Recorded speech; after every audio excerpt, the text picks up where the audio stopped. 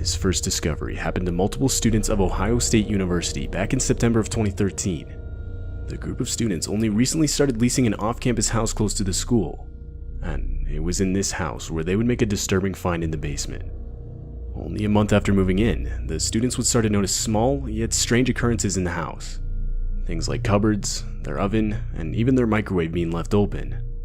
The house was 3 stories, with 5 students on the first floor and 10 others on the second and third, so obviously it was difficult to keep track of everyone. But when they realized none of them were responsible, they decided to search the house, more specifically the basement. What they found was a locked door, which they had originally assumed was a utility closet that the landlord wanted to be kept locked. Though at no point in time was this confirmed, and after calling the landlord about it, they were informed this wasn't the case. The door should not have been locked for any reason. The landlord would end up sending a maintenance worker to check it out, and after breaking down the door, a room that was clearly being lived in was revealed. The room had framed photos and school textbooks scattered around. The students would change all the locks that night and leave a note for whoever was living in the room saying to call them. The man would actually end up calling the number and later be removed from the household. It turns out the guy was a cousin to one of the house's previous residents, which is how he got a key in the first place. One of the students even recalled running into the man in the basement at one point earlier in the month and asking who he was, but only to be met with a very vague answer.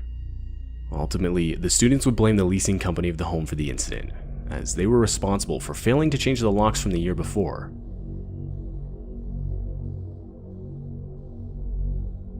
In June of 2020, a man named Christopher Town would make a life-threatening discovery while helping his friend move furniture in his basement. Unknown to both of them at the time was the fact that the house itself was built over a well.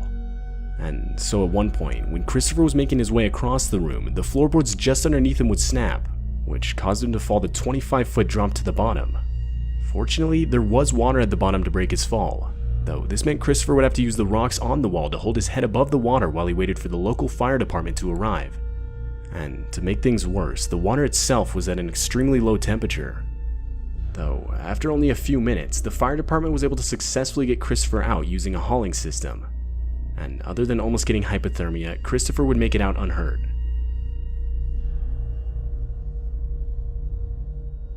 Mike Carroll was a man who lived in a small house in Lake Grove, New York, which was the same house he had grown up in. Mike was 57 at the time, and only a few months prior had purchased the house. Though, while he was in the basement, Mike would make a disturbing discovery. He would find a full set of human bones buried under some dirt. But what makes this find so disturbing is the fact that the bones matched the DNA of his father.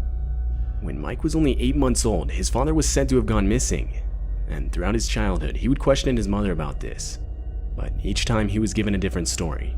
So, of course, this made Mike want to find out for himself what had really happened to his father, which is what gave him motivation to buy his childhood house in the first place. The newly found bones would obviously cause blame for the disappearance to be shifted onto his mother, though she had unfortunately passed away 20 years prior. So there's no way of confirming if she was responsible or not, and therefore what really happened will forever be unknown.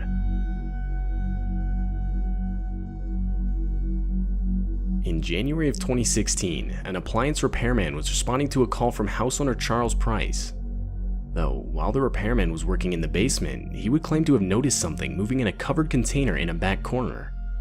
Curious, the repairman would lift off the cover and be met by a 200-pound alligator. But before running, the repairman would capture multiple pictures for proof to show the police. It turns out the house owner had the alligator for more than 20 years and was supposedly using it to help him with the house's mouse infestation. He would illegally keep the creature in a cage in his basement and claimed to occasionally take him out into his backyard. Shortly after the repairman made the report, the alligator was confiscated by local animal control and later released into a better environment.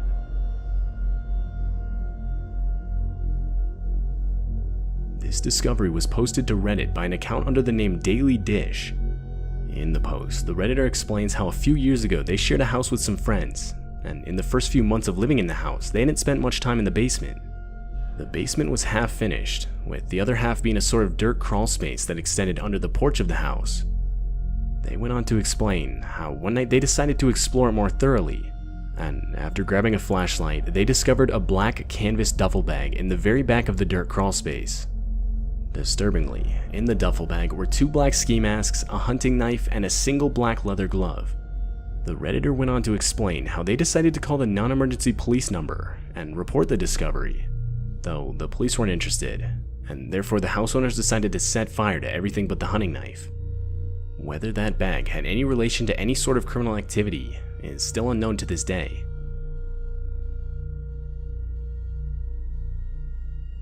This next discovery comes from a guy who moved into a studio apartment in England. The guy claimed to have moved into the apartment without even viewing the place, and on arrival he would discover something pretty disturbing. So here's the apartment I moved into last week. It's pretty small, pretty nice. Rent was pretty cheap, so I moved in without even viewing the place. And then when I got here I realized why the rent was so cheap. The guy then goes on to give a tour of the apartment, and after a while, this sort of trapdoor on the floor can be seen. Got a bathroom, pretty standard. And then we look down here. What's this? That's definitely a handle. So I figured, a bit of underfloor storage. So let's lift this up.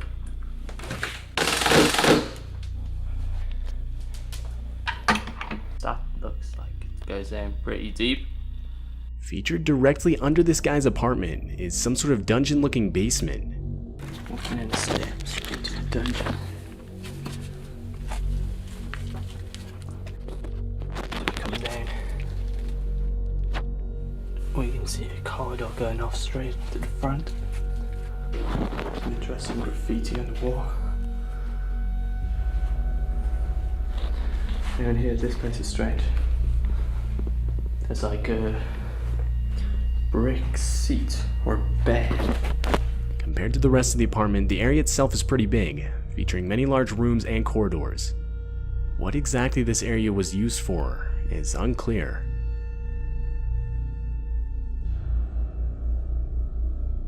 Way back in 2002, a homeowner in Jefferson County, Wisconsin found out that the foundation of her house was deteriorating.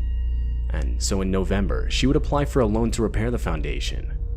But around 2 weeks later, while away at work, she would get a call from the workers hired to do the repair, explaining how they came across a gruesome discovery. They explained that as they started to remove the soil from the foundation wall in our basement, they had unearthed the full skeletal remains of a body. The skeleton was determined to be that of a 50-year-old male. Most disturbingly though, is the fact that after further inspection, it was determined that the house had been built right on top of an ancient burial ground that's estimated to be up to 170 years old. Experts believe that in all likelihood hundreds more skeletons are within a close proximity to the one found. This discovery would ultimately put a stop to the house's renovation altogether.